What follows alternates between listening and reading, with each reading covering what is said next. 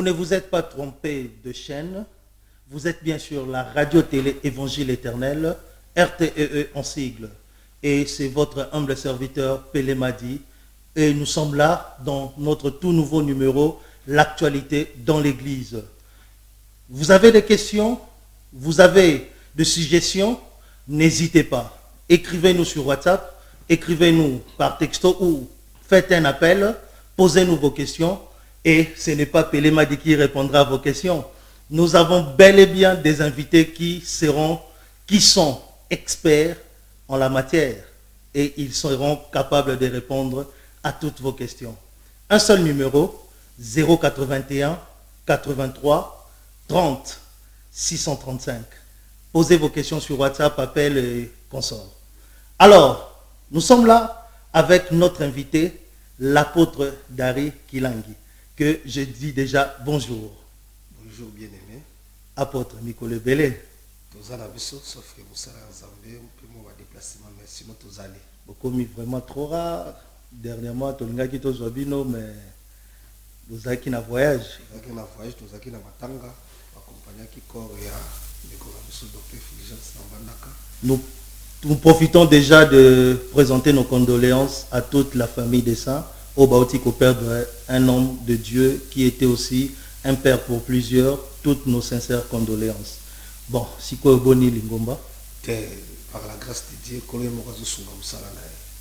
apôtre Dari Azamaré.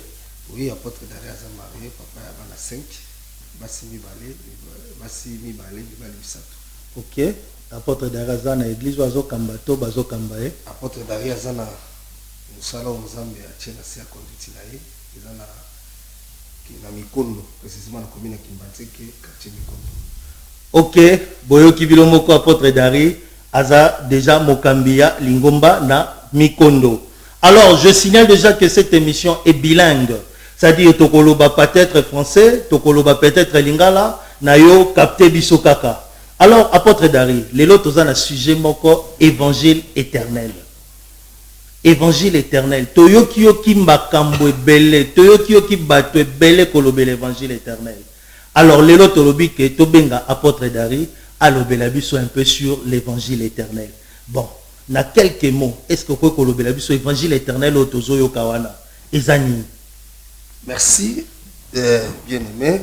Évangile éternel, eza peut-être un dingue bateau kanisate. Évangile éternel, c'est le où, le comment, le quand, le pourquoi de chaque chose. Bateau kanisate, les 7 sceaux, les 7 chandeliers, tabernacle, dans l'évangile éternel. Évangile éternel, ils ont un principe. Mais en un mot, par définition, l'évangile éternel, c'est la bonne nouvelle de Jésus. C'est la bonne nouvelle. D'abord, évangile, c'est la bonne nouvelle. Évangile éternel, c'est-à-dire Sangomalamu Yaseko. Sangomalamu Yaseko. C'est que bonne nouvelle, oyo, ibandi les lotés. Ils ont libéla la libéla. Ok. C'est-à-dire, Ezalaki, Ezali, Péroti, ils sont des bateaux. Mais l'évangile éternel, parce que c'est éternel. Si quoi sango wana otozolo basango, eza sango ya bato ya mokili, eza sango ya nini? Sango wana eza ya libela, eza sango ya nini? Sango ya libela wana, tababango évangile éternel, eza sango malamu ya libela, eza sango ya bato te. Parce que ce qui est autant dans la Bible, dès que nous présentons en Apocalypse chapitre 14, Jean a moni un autre ange. Sur la rotanga.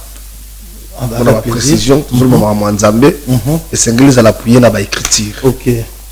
Jean a moni en Apocalypse chapitre 14 un autre ange. Verset à 7. J'ai vu un autre ange qui volait par le milieu du ciel. Et il y a un évangile éternel. Et dans la Bible, il y a moko sangomalamu moko yaseko. Pour l'annoncer aux habitants de la terre, à toutes les nations, à toutes les tribus, à toutes les langues et à tous les peuples. Il disait d'une voix forte, craignez Dieu et donnez-lui gloire, car l'heure de son jugement est venue. C'est-à-dire, Azalaki dans l'évangile éternel, nan ange.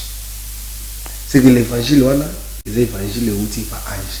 Au ange, aza créature céleste avant na likolo c'est que là sango malamu euti pa moto te euti likolo yango moni ekoleka te sikoyo oyeba ange wana omona que Jésus aye alobi ke nyonso ekoleka ma parole ekoleka te c'est que maloba Jésus c'est ça l'évangile éternel yango nde kobika c'est comme ça que ange wana oazo annoncer évangile c'est Jésus. Apôtre Dara lobi l'évangile éternel eza maloba ya seko oyo Yesu ayaki koloba et puis alobi ke eza Yesu ye moko dans maloba wana ekoleka te. Mais apôtre Dari olobi ke eza le pourquoi te le quand te le comment te le où te. Mais biso toyoka ke évangile éternel eza le quand le où le comment. Mais au moins que ozo créer trouble quelque part. Bon nazo créer trouble te tozo pesa nde siki ya makam précision.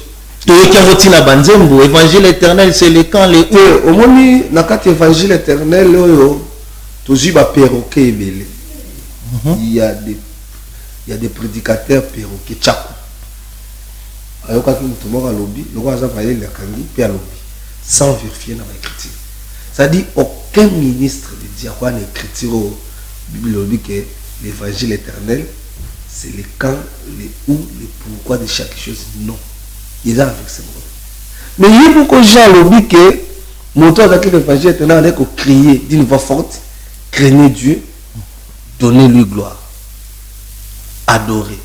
Ça dit l'évangile éternel, c'est la crainte, c'est la gloire, c'est l'adoration. C'est ça trois choses qui fait l'évangile éternel. Apôtre Dara Lobi, l'évangile éternel est le quand, le où, le commenté, ou en est définition. Mais l'évangile éternel, selon le Makomi, à l'obé Zali, craignez Dieu, à l'obé topé saé le koumou, et puis adorer. Ou en est définition évangile éternel. L'évangile éternel, c'est la crainte de Dieu, c'est la gloire de Dieu, c'est l'adoration. Et puis, et là, on simbi obi que évangile wana ange ne mutoye nango. Ezabongo. Oui, oui. Mais awa na Congo toyoki ke ezana batu moko boy bayana bangonde bayana évangile. Mais ndeni na porte d'Agozo lobake eza ange ne mutoye nango. Au moni normalement il faut faire très attention. Na kutoko avancer to ko expliquer évangile éternel n'a pas bisoté. Même Israël a évangile éternel. Ah bon? Oui, dans le verset. OK. C'est que l'évangile éternel est bandit de l'autre. Malobo Adam dans le jardin, c'est l'évangile éternel. Israël n'a désert avec l'évangile éternel. Ma prophète m'a dit l'évangile éternel. Jean-Baptiste a dit l'évangile éternel. Jésus a dit l'évangile éternel. Ma apôtre m'a dit l'évangile éternel. Vous comprenez? Et quelque part, les gens qui ont la génération, ils sont comme le pébisso. Mais si vous pensez à un comme la bissou, nous avons besoin d'un instrument pour utiliser pour la maison. Par exemple, Aponi Paul, Saul, Abi, n'a établi un instrument dans la lumière pour la nation. C'est que lumière pour la nation, c'est ça l'évangile éternel. C'est que mon l'évangile éternel à part Israël, pour Israël va terminer de béli. Mais biso nous les nations, tout qui évangile éternel, c'est pas apôtre Paul. So, apôtre Paul, à comment on a RDCT? Oui. Ndelo connaît là. Apôtre Paul, à comment on a RDCT? À comment on a chassé? Mais tant que tu bateau ya teya, et je vais dire il y a mon pépé. Ils ont kende, ils ont kende, ils ont battu. Nene comme les biso, ils ont miracle. Jésus a dit que il y a beaucoup de terre.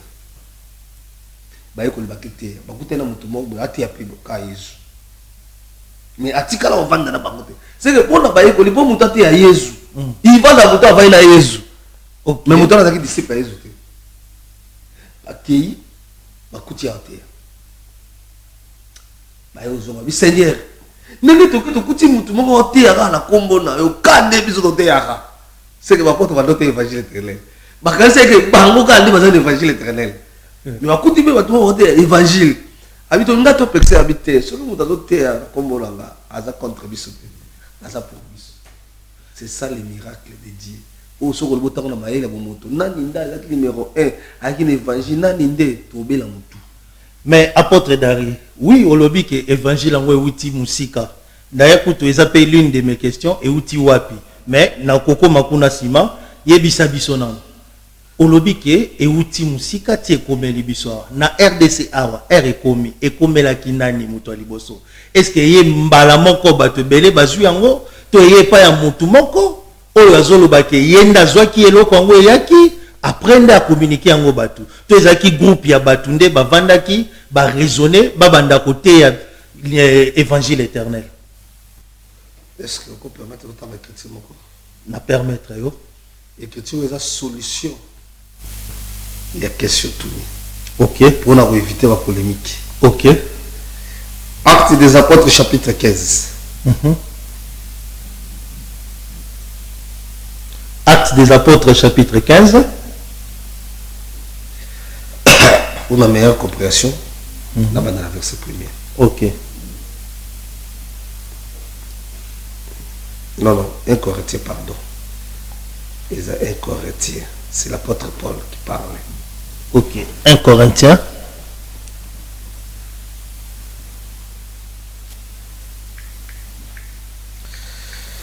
Je vous rappelle, frères, l'évangile que je vous ai annoncé, que vous avez réussi, dans lequel vous avez persévéré et par lequel vous avez été sauvés.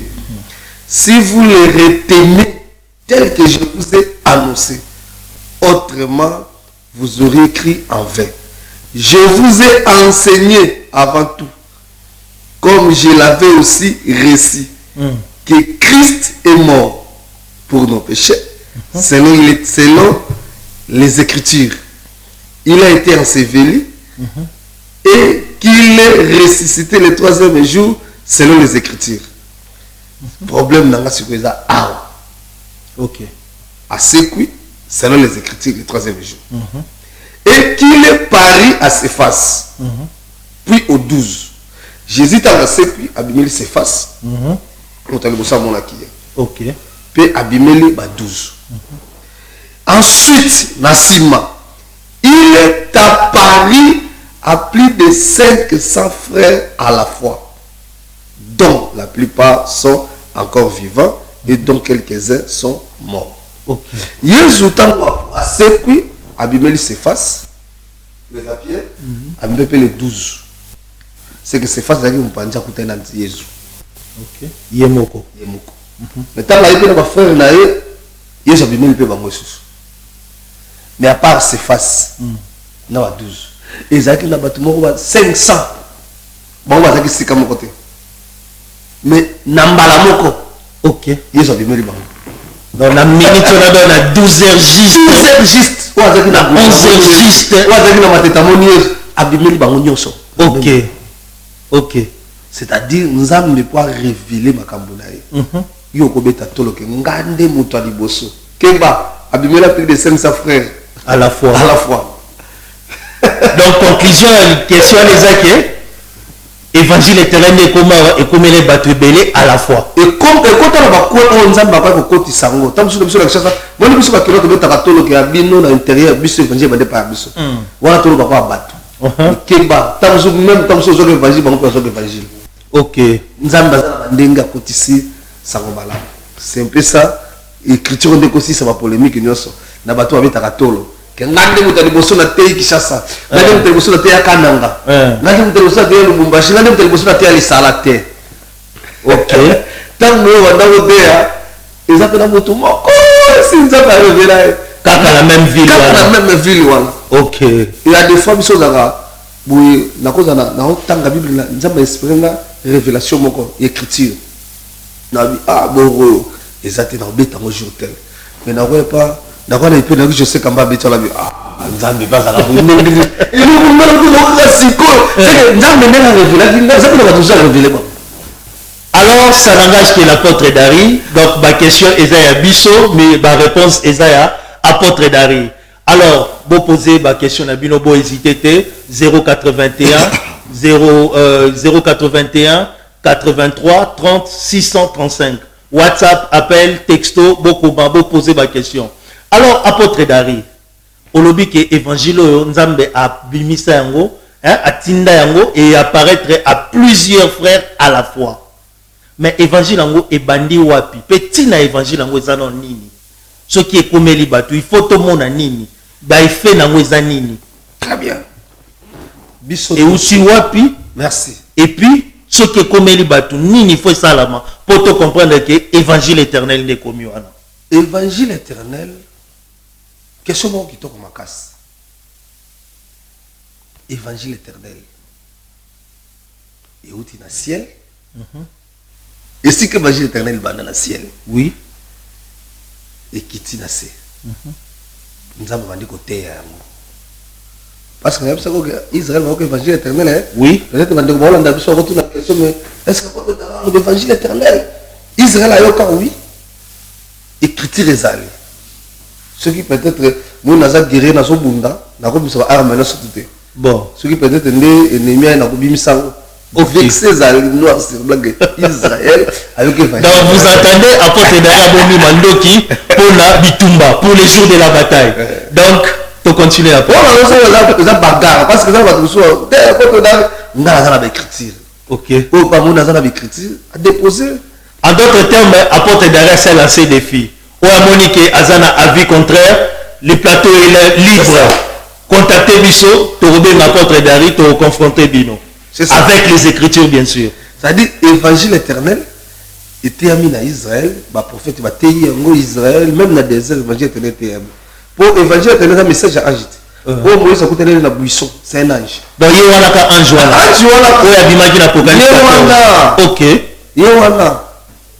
Ati akuta na Moïse. Moïse azuma lo bapesi Moïse a été à Israël. Il y a même quand Israël. OK. Voilà. Mais peu comme la bisso. C'est quoi point de départ. Puisque l'évangile est dans tambola. Et on voit quelque part et à quelque part. Point de départ, c'est Jérusalem. OK. Jérusalem sur la terre d'amis balité. Ils ont un moko. Ils ont un Congo. Ils ont un Rwanda. Ils ont un Afrique. Jérusalem est dans Israël. Alors, je dis que jusqu'à ce que vous serez mes témoins à Jérusalem. Point de départ. Judée, Samarie, jusqu'à l'extrémité. C'est-à-dire que l'évangile est bandit dans Jérusalem. Et que Jérusalem est Judée et que Samarie est bien chez les nations, à l'extrémité. Comme la Pébisso. Point de départ est bandit dans Jérusalem. Prêché par les apôtres. Dès qu'il est à l'extrémité, pas la Bissou. Si quoi effet dans les années. Effet à l'évangile éternel, base solide, c'est la crainte. Ce qui nous a coûté un évangile éternel, évangile éternel, il faut mêler crainte de Dieu. Ce qui est mêler crainte de Dieu, c'est la gloire est qu'on y a à Sima. Des pièces en gros. Crainte, c'est la repentance. Gloire, c'est la révélation. Et adorer, c'est le service. C'est-à-dire que tu fasses se repentir. Après, à mon akembo anzambe, ma bomba mi anzambe bayango, ndé kotinde esikoyo adorer. Quoi adorer, c'est le service. C'est ça trois fondements de l'évangile éternel. Siko apôtre Dari, oisi biso ke évangile ango et outi bisika wana etamboli. Ti ekomeli biso. Mais tant le komeli biso apôtre Dari. Tomoni batu bakomi côté ya évangile éternel. Mais na été ya batu pour na toye bakeze évangile éternel, il faut voilà pourquoi. Moni loko wana c'était Jésus. Omoni boye ngando boye. Nde yango wana siko lité ya évangile éternel, message yango wana to évangile éternel pe mutoko yaka na humilité nyosa te pena Jean 3:16 nde lité ya évangile éternel yango wana. Merci. Au moment où on a lobby que évangile éternel, ils ont trois fondements. D'abord, la crainte de Dieu, c'est la repentance. Gloire, c'est la révélation. La gloire de Dieu, c'est cacher les choses. La gloire du roi, c'est sonder les choses. C'est que, comme vous avez toujours vivre comme vous avez toujours écriture, tu bimis Jésus, tu révéler Jésus dans la makomi. C'est ça la gloire. Vous comprenez? Si on répond à la question, donc, évangile éternel, les gens va parler. Ceux qui montent dans l'évangile éternel, il faut respecter, peut parler l'évangile éternel. Tous allons parler, tous allons bien doctrine. Tous allons parler, tous allons bien connaissance. Tous allons parler, tous allons bien révélation. Tous allons parler, tous allons bien prophétie. C'est que ce côté évangile éternel, on néglige va parler on a été. Au but de la révélation, à la évangile éternel. Ok. Ce que but de la révélation, la prophétie, à la évangile éternel. Pour faire évangile éternel, on respecte, va parler à l'évangile. Ok.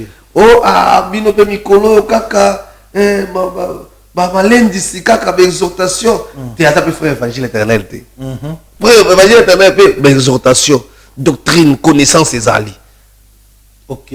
C'est-à-dire. Donc, c'est-à-dire, nous avons que à Mati, à Betty Barema, à prophétie, mais à zongi pe la doctrine, à exhorter pe. C'est ça. C'est-à-dire, à part même, moi, la difficulté, tous ont le loco, mon thé. Faut faire la révélation.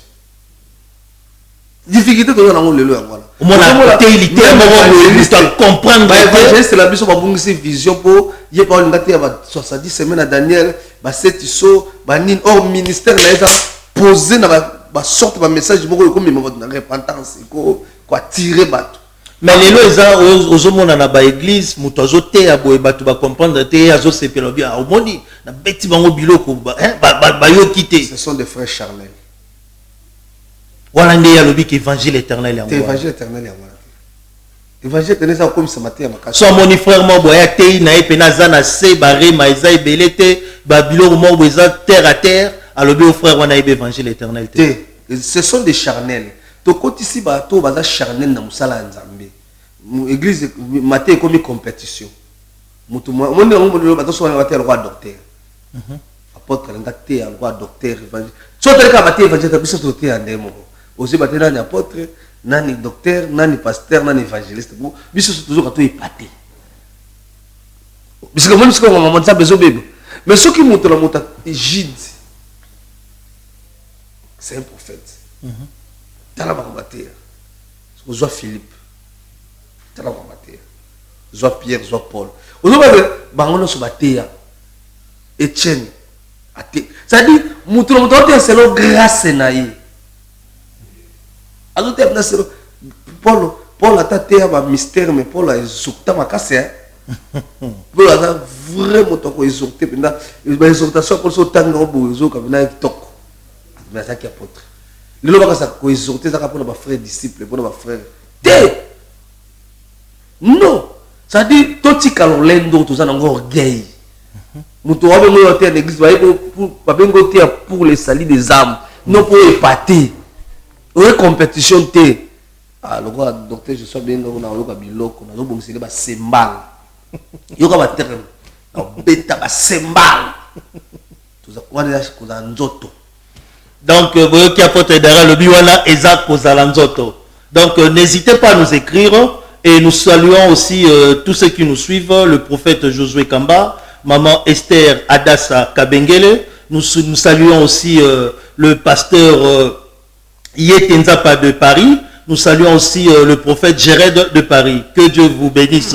Bon, apôtre Dari, nous na Apocalypse 14, au lobby que l'évangile éternel est sa crainte, est sa gloire, est sa adoration. Mais les autres na katia ba église, batu baote évangile éternel. Mais car les mêmes personnes au bazote évangile éternel, bango moko so talipe ba vie na bango, ils ont conformité na makambo bazotea.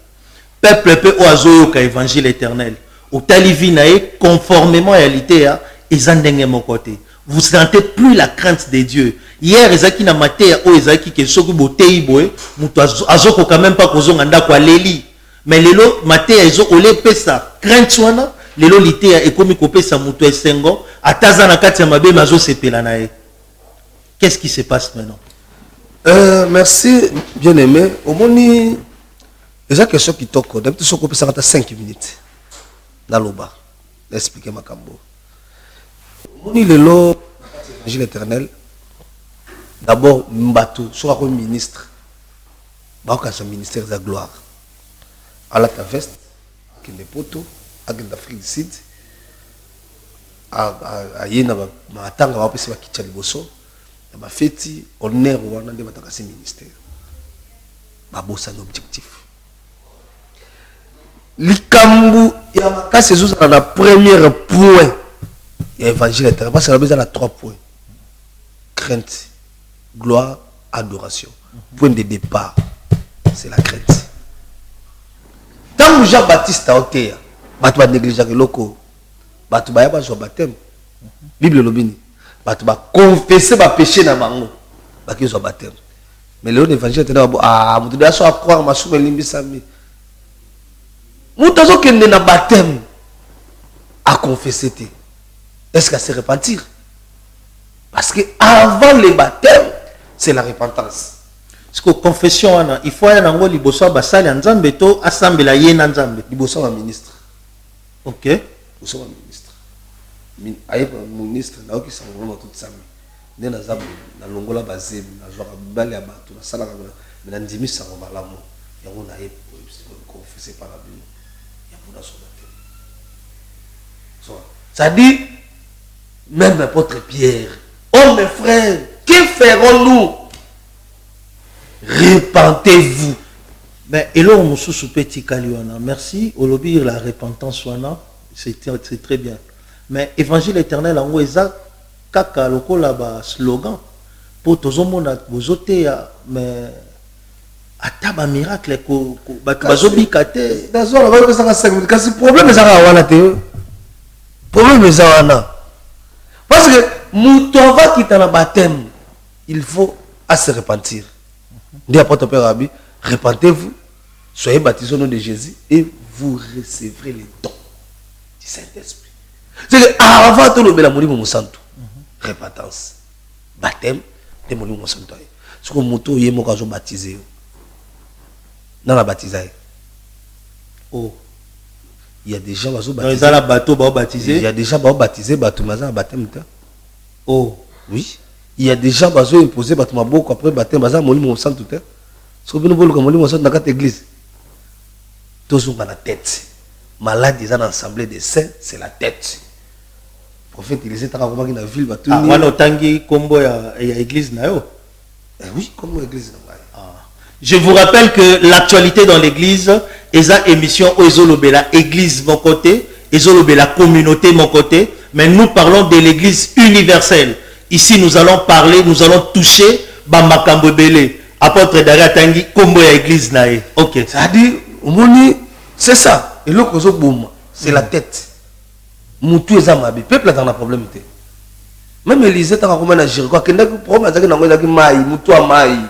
Avec ceux qui ont boki mungu awa et okende fona bongsa mutu nous sommes tous en bas pasteur lelo pasteur charnel yango mon pasteur kaza mutaba haine mutaba politique mutakotonga ka baninga pe poison parce que yemo kaza charnel so ata telimi na intelligence nzamba oazaka nango atangi na classe tango alo ba français kitoko azote ma répéter makambo ayoka bino kasana moli mosana so moli mosana bo na ba acte.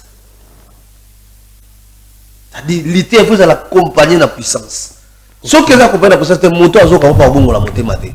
OK. Il y a un sous mesoliama le rôle en gouba la carte mama sam. Et ça dans l'évangile éternel mais vase. Où ils ont porté à vous. Les vase. Nous disons merci. Nous voilà arrivés presque à la fin de notre émission. L'actualité dans l'église. Nous vous rappelons que ça c'est l'introduction. Tozaka na 4 introductions. Nous allons encore rappeler l'apôtre Dari qui reviendra encore pour une seconde partie où il y a développement et puis il va nous parler en long et en large. Nakati, il y a thème Oyo. Apôtre Dari, Malobasuka, pour na bateau baote évangile éternel, pe bateau bazoyo ka évangile éternel, naba o bazo landabiso na TV, topé na réseaux sociaux. Nazo Il y a ça bande kono sur les évangile éternel. Le monde peut-être qu'on a pas raté, bah trois ans il a des vérités. Tant que comme avec bateau, l'adoration c'est la vérité, parce que l'adoration c'est la vérité. Les vrais adorateurs adorent le Père en esprit et en vérité. L'adoration c'est la vérité. Il y a des fois choc à bateau. Tant que le bar la vérité. Tous à la même combattre, ma vie nous sommes à la même risque. Autre forme émission tout ça na bino na zo ba combat makasi. OK. Na zo ba combat ou même attaque en autres. Oh, mais le roi musala biso to musala ka to kanga mona côté to le ba vérité.